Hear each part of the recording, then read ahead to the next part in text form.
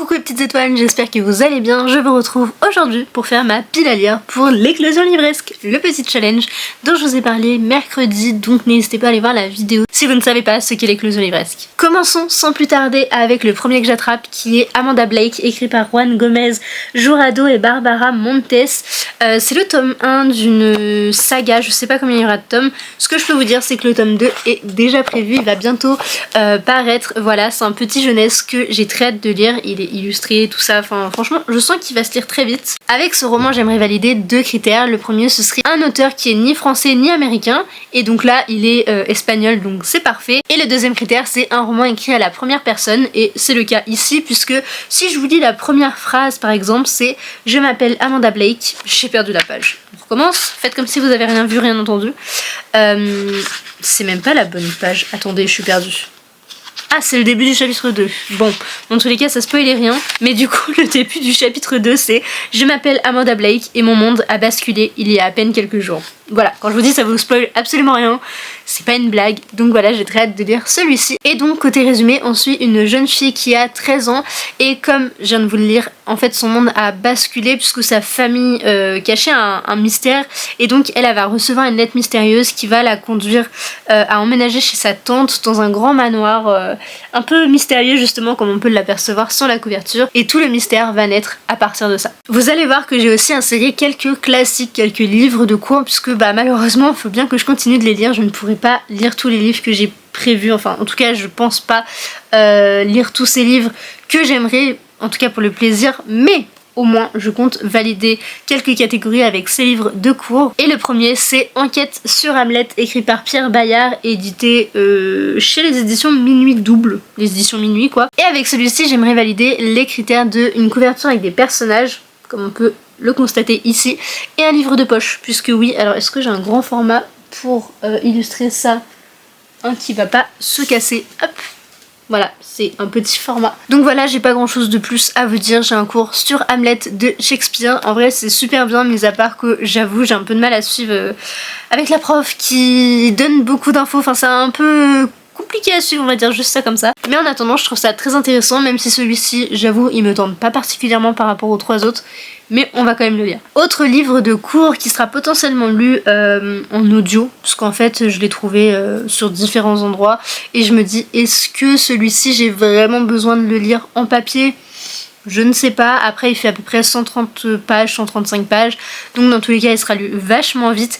Et du coup il s'agit de L'amant de Marguerite Duras, encore chez les éditions Minuit. Voilà, je pense que les profs ont prévu une sponsor avec cette maison d'édition, parce que là c'est pas possible entre eux et Gallimard et le livre de poche, enfin en tout cas Pocket, j'en peux plus, moi j'ai que ces livres là. Et du coup avec celui-ci je voudrais valider découvrir un nouvel auteur, et je crois que pour l'instant c'est le seul critère que je lui ai attribué. Écoutez, c'est déjà pas mal et j'espère au moins le lire.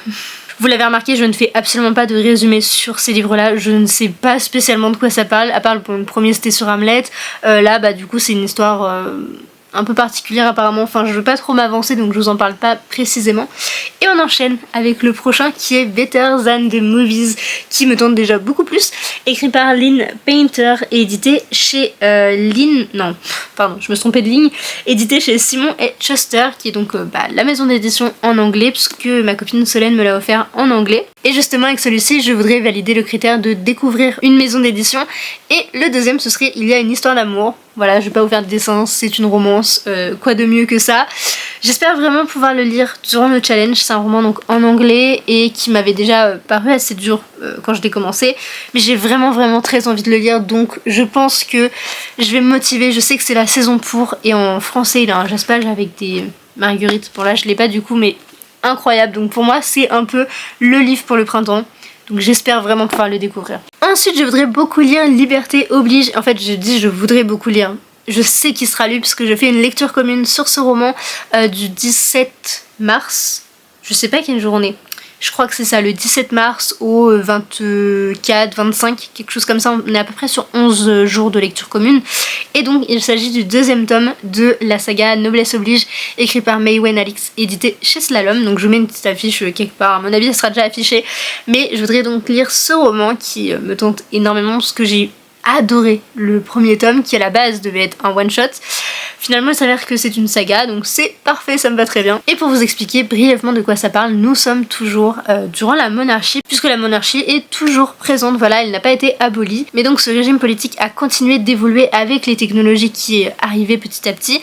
Et donc là en fait on suit des jeunes filles, et notamment une dont j'ai légèrement oublié le nom, qui va être intégrées au château pour une télé-réalité, et en gros c'est un peu comme à la sélection où elles doivent séduire le prince, enfin en tout cas séduire un homme et faire des mariages, etc. Enfin en fait c'est ça le but de Noblesse Oblige justement, je le résume très mal. Et donc notre chère jeune fille que l'on suit est en fait un petit peu rebelle et n'accepte pas trop tout ce qui se passe là-bas, et il va y avoir tout un mystère autour de la cour royale, autour de ce qui s'y passe, des personnages masculins aussi qu'on va avoir, etc. Bref, c'était pépite, je vous le recommande fois 1000, c'est ultra addictif et je suis trop impatiente de le découvrir. Le prochain roman dont je suis sûre qu'il sera lu, puisque encore une fois c'est un roman assez court et c'est vrai que j'ai fait exprès de prendre des romans plutôt petits, surtout qu'après il y en a quand même des vachement plus gros. Mais il s'agit donc de Blackwater, le 6ème tome, écrit par Michael McDowell et édité chez Monsieur Toussaint. L'ouverture, c'est bien ça, j'ai toujours un doute avec l'ouverture, l'aventure, je sais pas très clair dans ma tête, mais ici c'est donc l'ouverture, et avec celui-ci je voudrais valider les critères de c'est le dernier tome d'une saga et il y a de l'eau dans l'histoire, puisque si vous connaissez un petit peu Blackwater, vous savez qu'il y en a beaucoup. Je peux pas trop vous en dire mais il y en a quand même pas mal. Et donc en gros on suit une famille, la famille Casquet, qui dirige un peu la ville où ils sont. C'est quoi le nom de la ville? J'ai complètement oublié. Perdido. Voilà, c'est ça. Et donc cette ville se situe autour justement du fleuve. Et en fait, suite à une grande crue, tout a été dévasté. Enfin voilà, il n'y a vraiment plus rien. Et il est resté des gens à sauver dans cette ville. Et donc un homme qui s'appelle Oscar va essayer justement de sauver les survivants qui peut rester voilà après cette crue. Et il va tomber sur une jeune femme un peu étrange, je sais pas trop qui elle est exactement, qui s'appelle Elinor, et tout un mystère va se passer autour de cette jeune femme, de cette famille, etc. Et en fait, tout au long de cette histoire, j'ai envie de dire, il n'y a pas grand chose, il n'y a pas de grosses actions. Faut pas s'attendre à un truc sensationnel ou autre, mais c'est vraiment l'écriture, le côté très immersif et mystérieux, et en fait il y a vraiment un truc même un peu glauque, j'ai envie de dire, qui se passe dans cette histoire. On a envie de savoir pourquoi Elinor est si particulière, pourquoi elle est là en fait. Voilà, je peux pas trop vous en dire pour pas vous spoiler, mais sachez qu'il y a de l'eau dans l'histoire, notamment avec la Perdito, mais je peux pas vous en dire plus. Ensuite je veux lire un livre depuis que je sais qu'il va être traduit, même un peu avant, parce qu'en fait j'ai adoré le tome 1. Mais quand je vous dis adoré, c'est un de mes plus gros coups de cœur, je pense, encore à l'heure actuelle. Et j'ai dû le lire en 2021, voire un peu avant. Enfin bref, ça fait vraiment un moment que je l'ai lu et je suis fan de cette histoire, elle m'a marquée, mais vraiment au fer rouge, vous voyez. Et donc il y a le 2ème tome qui a enfin été publié chez Casterman, c'est donc Le Manoir de Spectres et de Fleurs de Erin A. Craig, et donc comme je disais édité chez Casterman, et je l'ai enfin reçu, voilà, il est trop beau. Voilà, je suis trop contente, je suis vraiment ravie. Quand Candice m'a dit c'est bon, je l'ai eu à la librairie, je te le ramène, j'étais en mode yes. Mais franchement je suis tellement contente d'enfin l'avoir. Au niveau du résumé, je vais être assez brève encore une fois, mais en gros on suit une famille et les sœurs décèdent les unes après les autres. Elles sont 12 à la base, je l'ai pas précisé, mais en fait c'est un peu une réécriture du bal des 12 princesses, que vous devez sûrement connaître grâce à Barbie. Et une des sœurs va se dire mais non, c'est pas possible, on n'a pas une malédiction, il se passe vraiment quelque chose d'étrange, je veux comprendre pourquoi en fait toutes mes sœurs tombent les unes après les autres et qui sera la prochaine, enfin vraiment je veux arrêter cette malédiction. Et donc encore une fois il va y avoir une petite enquête qui va venir rythmer l'histoire pour nous aussi comprendre qu'est-ce qui se passe, voir un peu le cheminement de notre chère, je crois qu'elle s'appelle Anna Leigh, je suis pas exacte de son nom, je sais même pas comment ça se prononce, mais donc on la suit elle dans le tome 1, qui d'ailleurs je trouve peut se lire quand même en one shot, puisqu'à la base je l'ai lu comme ça. Et donc dans ce 2ème tome on suit une de ses sœurs qui s'appelle Verity. Voilà, je vous en dis pas plus, mais j'ai tellement hâte, je trépigne d'impatience, mais juste j'attends le bon moment pour pouvoir me poser et le lire tranquillement. Du coup j'espère que ça sera pendant le challenge. Techniquement j'ai 2 semaines de vacances pendant ce temps-là, donc j'ai vraiment extrêmement hâte. Il est pas très gros, il fait 600 et quelques pages, 600 pages. Voilà, il fait 600 pages, mais je suis trop contente, j'ai hâte, voilà, je sais que vous dire, donc je vais continuer. Du coup, j'ai totalement oublié de vous dire les critères, mais j'aimerais donc valider une réécriture, parce que j'imagine que ça peut quand même coïncider par rapport à ça. Au pire, si ce n'est pas le cas, je changerai évidemment. Et le deuxième critère, ce serait une couverture avec des fleurs. Et je vais pas vous faire de dessin, mais désolée avec la ring light, ça fait un reflet. Mais donc là, on a des fleurs. Donc vous avez très bien compris que ça passe. Même là, on en a. Enfin bref, et derrière aussi. Oh, c'est chiant avec la lumière, mais écoutez, je peux pas faire autrement.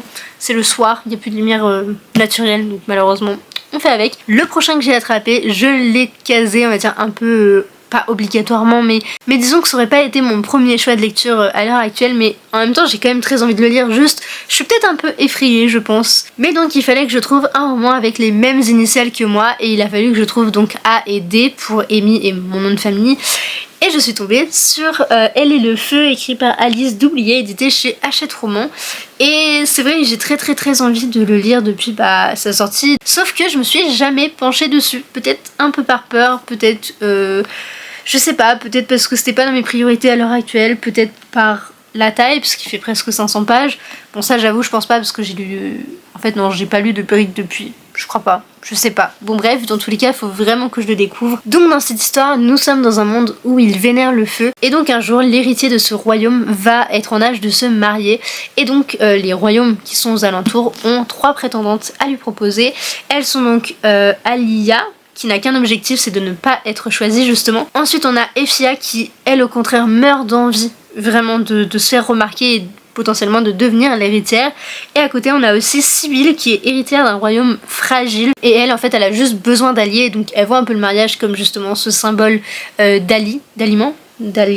Bon, en gros d'avoir des alliés quoi, et donc de pourquoi pas se marier. Donc je sais pas trop ce qui peut se passer exactement, je sais juste que c'est 3 femmes super fortes et qu'on entre dans un monde rempli de complots, de manigances, de magie, etc. J'ai très hâte j'avoue de le lire. Pourquoi je l'ai pas fait, je ne sais pas, mais il serait peut-être temps. Et d'ailleurs le tome 2 est déjà sorti et apparemment c'est une saga bangers, donc faut vraiment que je me dépêche. Un roman que je compte écouter en audio, c'est La femme de ménage, le tome 2 qui est donc Les secrets de la femme de ménage, écrit par Freda McFadden. Qu'est-ce que je raconte? Je mélange 2 auteurs, c'est génial. Donc, écrit par Freda McFadden, édité chez Gélus, donc le tome 2 d'une trilogie. Et avec celui-ci, j'aimerais valider les critères de une couverture rouge. Je pense que j'ai pas trop besoin d'expliquer. Et le deuxième, c'est un mystère dans le récit. Et donc là, on est sur une enquête, un policier thriller, je dirais. Peut-être, je saurais pas trop classer précisément. Mais donc, c'est un thriller policier et j'ai extrêmement hâte de le lire parce que, franchement, je pense qu'on n'est pas loin du coup de cœur quand même pour le tome 1. Et donc là, j'ai qu'une hâte, c'est de retrouver l'écriture de Freda McFadden. Je vais juste dire Freda, ce sera plus simple. Et justement de encore me faire retourner le cerveau en continu. Enfin voilà, j'ai trop hâte. Et enfin le dernier livre que j'ai à vous présenter, c'est Campus Drivers, le tome 3 écrit par C.S. Quill et édité chez Hugo Poche. Et avec celui-ci, j'aimerais valider le critère de point de vue alterné puisqu'on suit Lewis et Amy. Voilà, ça me fait bien rire de savoir qu'elle s'appelle Amy. J'ai trop hâte de retrouver justement les protagonistes de Campus Drivers. Je viens de lire le tome 2 en audio et j'ai trop kiffé. Même si encore une fois j'ai trouvé qu'il y avait beaucoup de scènes de sexe explicites quand même. J'étais en mode... Ok, alors peut-être que dans le tome 1 ça m'avait moins frappé puisque je l'ai lu en papier. Mais là de l'écouter j'étais en mode... Ça s'arrête quand c'est long. Et pourtant je me mets en accéléré, mais il y a des moments j'étais en mode mais... Tout le temps, genre toutes les 10 pages ça y va, faut peut-être ralentir le pas non? Mais bon bref c'est un petit détail, donc je ne sais pas s'il y en aura, enfin en vrai j'imagine qu'il y en aura. C'est écrit comédie romantique avec 2 petites madames derrière. Voilà, donc j'imagine qu'il y en aura encore une fois. Et en plus de ça, celui-ci est vachement plus épais, donc peut-être qu'il y en aura encore plus, je ne sais pas. Bref, ce n'est pas le sujet de la vidéo. Mais donc le dernier critère que je voudrais valider avec celui-ci, c'est un roman qui a une note moyenne de plus de 4,25 sur 5 sur les sites style Babelio, Goodreads, Livre Addict, etc.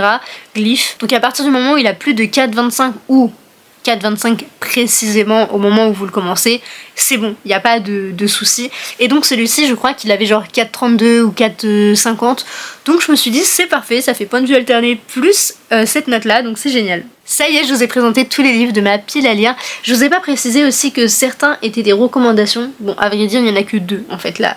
À l'heure actuelle, je dirais 3 peut-être avec Liberté oblige, mais sinon il y a aussi Better Than the Movies et La femme de ménage qui sont des recos, d'ailleurs de ma copine Amy, pour Noblesse oblige, c'est la commune, mais les deux autres, c'est les recos de ma copine Amy. Et donc quand on lit un livre de recommandation d'une de nous, ou les communes, enfin voilà, vous avez compris, eh bien ça fait des points en plus, donc évidemment j'ai envie de rapporter bien plus à mon équipe, je ferai ce que je peux pour le coup. En plus ça tombe vraiment pendant ma grosse période de partiel, j'étais en mode bon, c'est pas grave, pourquoi le printemps n'est pas à un autre moment? Non, je rigole, mais du coup voilà, j'espère pouvoir lire un petit peu et rapporter des points à mon équipe.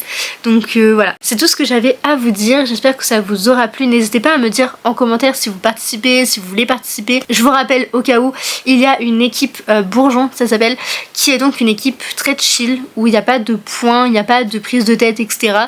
Donc n'hésitez pas à nous rejoindre si vous voulez juste découvrir le bingo et pouvoir participer entre vous et juste échanger sans avoir cette pression entre guillemets, hein. Je mets des gros guillemets parce que c'est un challenge chill, on met pas de pression à personne, même dans nos classements, enfin voilà, on le fait parce que c'est un petit système de points, c'est pour se challenger un peu, mais voilà, il n'y a rien à y gagner au final, enfin franchement que du plus, que du bonheur, juste vider sa palle et prendre du plaisir, échanger, et voilà. C'est tout, notre challenge se résume qu'à ça, et du coup j'espère que ça vous aura plu, je vous fais plein de gros bisous et à très vite dans une prochaine vidéo. Bye!